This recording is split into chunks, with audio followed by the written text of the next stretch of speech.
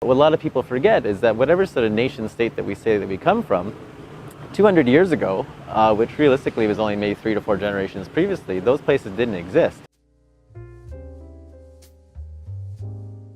Hi, so I'm William Laval, I'm from Canada, and my question is, what is the biggest thing you've learned in life that you would like to share with the world? So the biggest thing that I've learned in life, this has probably been over the last year, is what I'd like to sort of call either the attachment to identity or sort of the myth of nationhood that we all believe in. And so this is something that I've learned through my travels, is that with very few exceptions, there's very few people in the entire world who can 100% claim to be whatever nation they come from and have been there for multiple generations. So a lot of people will say that, that, oh, I'm Portuguese, or oh, I'm Lebanese, but when you actually look back a couple of generations, they're not. So the reason why I say this is that I had a friend.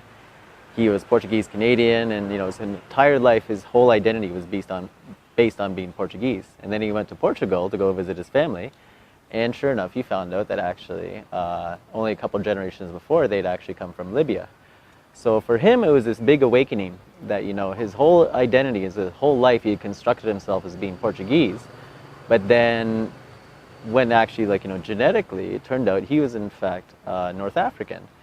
And so the funny thing is, what I've come to realize is that anywhere that I go in the world, this is actually true of almost everybody, that we sort of construct these identities around ourselves to say that I act a certain way because I'm English, or I act a certain way because I'm Lebanese. But what a lot of people forget is that whatever sort of nation state that we say that we come from, 200 years ago, which realistically was only maybe 3 to 4 generations previously, those places didn't exist. So oftentimes, we use these ideas of nationhood and nation states to construct this identity for ourselves and use that to sort of focus on the differences.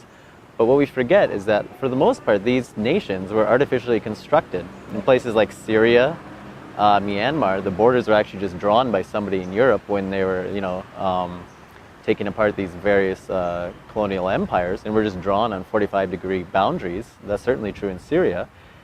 And so what the end result is that people construct these identities based upon things which aren't necessarily true, and they are sort of like, to some degree, a myth.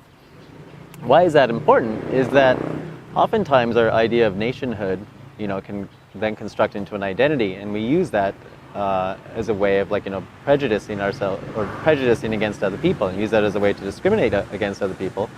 But what we actually forget, though, is that for the most part, we actually are all just one people.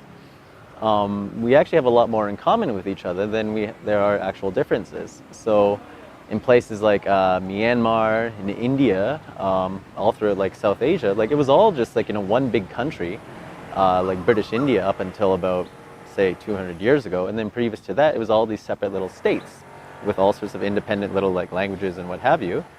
The Ottoman Empire was the same. And so humanity and people are a fluid dynamic. People want to be happy, people want to dance, people like music, people want to, have stable families, People are scared of death, and then they construct all these ideas of what happens in the afterlife. And that's because of fear, right? So, when you actually look at the root of it all, there is just humanity. And once you can get to that point of you just see yourself as being a human, then it actually, eliminates a lot of barriers and allows you to be a better person. And that's been my view anyway.